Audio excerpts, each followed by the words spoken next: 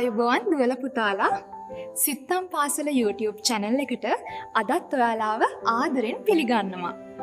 දුවල පුතාලා තවමත් සිත්තම් පාසල YouTube channel එක subscribe කරලා නැත්නම් ආදරෙන් ඉල්ලා සිටිනවා channel එක subscribe කරන්න කියලා. දුවල පුතාලාට අද මම කියලා දෙන්නේ සාරනාත් බුදු පිළිමය ගැන.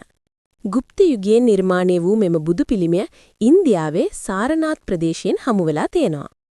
මේ බුද්ධ ප්‍රතිමාව චුනාර් නැමැති ගල් විශේෂයක් භාවිතා කරලා නෙලා තියෙනවා. පද්මාසන ක්‍රමයෙන් වැඩ හිඳින ප්‍රතිමාවේ දෑත් දක්වා තියෙන ධම්මචක්ක මුද්‍රාවෙන්.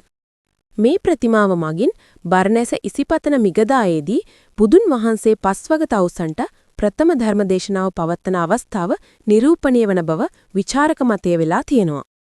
බුදුරජාණන් වහන්සේ වැඩ හිඳින ආසනයේ මැද ධර්ම චක්‍රේනුත් දෙපස මුවන් දෙදනාගෙනුත් අනෙකුත් මානව රූප සමූහෙන්නුත් ඒ බව පැහැදිලි වෙනවා.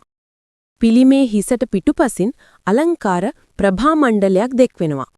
එහි සියුම්ව නෙලන ලද බින්දුරටා හා ලියවැල් මෝස්තරයක් හා ප්‍රභා මණ්ඩලයේ දෙපස දේවතා රූප දෙකක් දකින්නට ලැබෙනවා. ප්‍රභා මණ්ඩලයට පහතින් පිළිමේ දෙපස මකර හා අශ්ව රූප සම්බන්ධ අලංකාර කැටයමක් තියෙනවා. උෂ්ණීෂය, අක්බෙම්බරුවන් හිසකෙස්, අඩවන් දෙනෙත්, ලඹ සවන් හා මුහුණින් උපශාන්ත බව හා මහා කරුණාව සහිත මහා පෞරුෂ ලක්ෂණ ඉස්මතු කර දක්වා තියෙනවා. දිව්වර වසා ඇති චීවරය ශරීරයක ඇලුණු ස්වරූපයෙන් පෙන්වන අතර සියුම් රේඛා කිහිපයකින් චීවරය ඉස්මතු කර පෙන්වා තියෙනවා.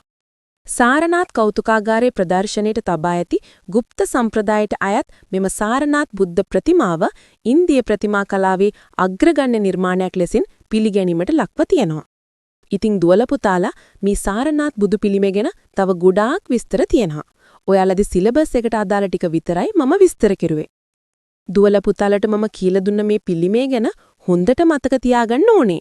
මම හිතනවා මේ පාඩම ගැන දුවල පුතාලට හොඳ අවබෝධයක් ලැබෙන්න ඇති කියලා.